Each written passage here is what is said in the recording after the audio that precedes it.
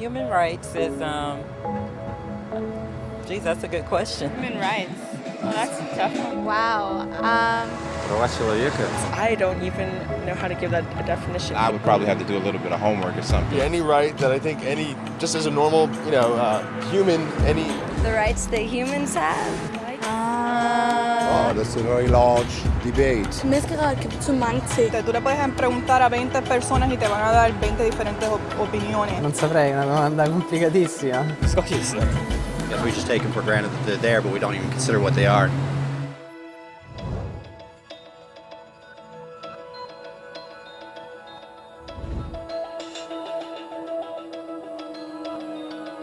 Права человека – это права, которыми вы обладаете просто потому, что вы человек. Это ваши права как личности, то, чего вы ожидаете и заслуживаете. Например, право на свободную жизнь, на собственное мнение и на равноправие. Есть много разных видов прав. Большинство принадлежат лишь определенным группам. Но права человека – это единственные права, которые принадлежат абсолютно всем и везде. Детям и старикам, бедным, баскетболистам и мусорщикам, рэперам и учителям, африканцам, индейцам, албанцам, христианам, мусульманам, каббалистам, атеистам, вашей маме, вашему отцу, вашему соседу и вам. Все имеют одинаковые права человека. Другими словами, они всеобщие. Но все еще остается вопрос, что это такое? Name the human rights? What the human rights are? the right to live. Equality between all peoples. Right to religion, the right to... Is there supposed to be a list somewhere I should be aware of? Согласно Организации Объединенных Наций, есть 30 прав человека. Их обычно объединяют, говоря просто «права человека». Они перечислены во Всеобщей декларации прав человека, самом широко признанном в мире документе о человеческих правах. Но к нему пришли далеко не сразу. Сначала прав человека не было. Если вы были на правильной стороне, вы были в безопасности, а если нет, то нет. Но затем один чудак по имени Кир Великий решил все это изменить. Завоевав Вавилон, он сделал нечто революционное. Он объявил, что все рабы свободны. Он также сказал, что люди могли свободно выбирать свою религию, и неважно, на чьей они были стороне. Его слова записали на глиняном цилиндре, который называют цилиндром Кира. И вот так-то и родились права человека. Идея быстро распространилась в Грецию, Индию и, наконец, в Рим. Там заметили, что люди, даже если им не приказывали, сами следовали определенным законам. Это назвали естественным законом. Но власть имущие все равно попирали его. И только 1000 лет спустя в Англии короля наконец заставили согласиться, что никто, даже король, не может отменить права народа. Права людей были наконец признаны и перестали зависеть от властьпридержащих. Ну, отчасти. Пока кучка британских бунтовщиков не объявила свою независимость, до короля так и не дошло, что все люди рождены равными. И не то, чтобы он был в восторге от этой идеи, но остановить их не смог. И появились США. Французы затем немедленно устроили свою революцию за свои права. Их список был длиннее, и они настаивали, что эти права не выдуманные, а естественные. Римское понятие о естественном законе превратилось в естественные права. К несчастью, не всем это пришлось по вкусу.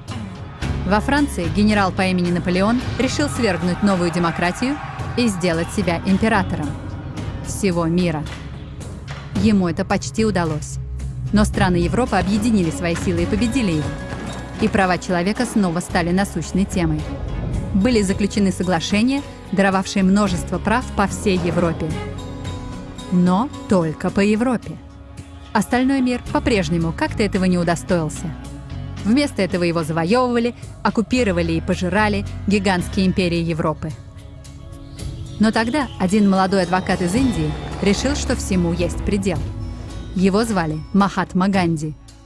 И перед лицом насилия он настаивал, что все люди Земли, а не только Европы, имеют права. И в итоге даже европейцы начали соглашаться. Но не тут-то было. Разразились 2 мировые войны. Гитлер истребил половину еврейского населения Земли в кошмарных нацистских лагерях смерти. Всего погибло 90 миллионов людей. Никогда дотоле права человека не были так близки к исчезновению. И никогда еще мир так отчаянно не нуждался в переменах. И страны Земли собрались и создали Организацию Объединенных Наций, чьей основной целью было вновь утвердить веру в основные права человека, в достоинство и ценность человеческой личности. Но что же это за права человека? Были ли они изобретением царя Кира? Или законом Древнего Рима? Или французской декларацией? Казалось, что у всех было свое представление о том, что такое права человека. Но под присмотром Элеоноры Рузвельт наконец было достигнуто согласие по поводу набора прав абсолютно для всех.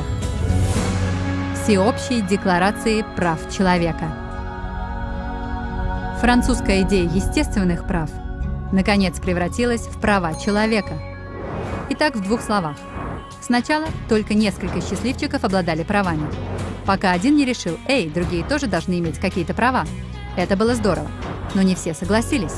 Понадобилось всего лишь пара тысяч лет сражений, деклараций и еще сражений, пока все не согласились, что права человека должны принадлежать каждому. И стали они жить-поживать и горя не знать. Кроме одной незначительной проблемы. Если люди имеют право на жилище и пищу, почему 16 тысяч детей ежедневно умирают от голода? Один ребенок каждые 5 секунд. Если у людей есть свобода слова, откуда тысячи брошенных в тюрьму за высказывание своего мнения? Если у людей есть право на образование, откуда взялось более миллиарда неграмотных взрослых? Если рабство поистине было ликвидировано, почему 27 миллионов людей все еще порабощены? В 2 с лишним раза больше, чем в 1800 году. Дело в том, что у Всеобщей декларации прав человека, когда она была подписана, не было силы закона. Ей следовали пожелания. И несмотря на множество других документов, конвенций, договоров и законов, она по-прежнему немногим больше, чем слова на бумаге. Так что вопрос в том, кто сделает эти слова реальностью. Когда Мартин Лютер Кинг устраивал марши за расовое равенство, он выступал за права, гарантированные ООН, почти за 20 лет до этого. Но он все-таки их устраивал. Когда Нельсон Мандела отстаивал социальную справедливость в 90-х, его страна уже дала согласие уничтожить дискриминацию почти за 40 лет до этого. Но он все-таки боролся. Те, кто борются сегодня против пыток, нищеты и дискриминации, не гиганты и не супергерои. Это люди.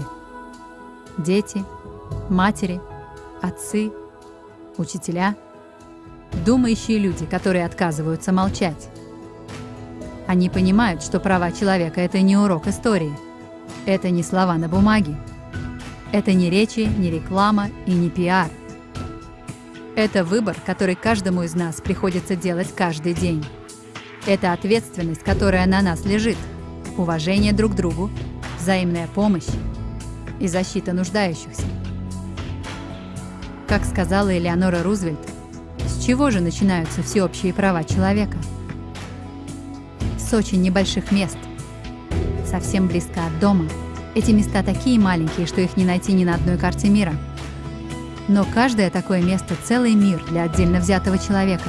Это квартал, в котором он живет. Это его школа или колледж. Это завод, ферма или офис, где он работает. Это места, где каждый мужчина, женщина и ребенок хотят равной справедливости, равных возможностей, равного достоинства без дискриминации. Пока эти права не наполнятся смыслом там, они будут мало что значить где-либо еще.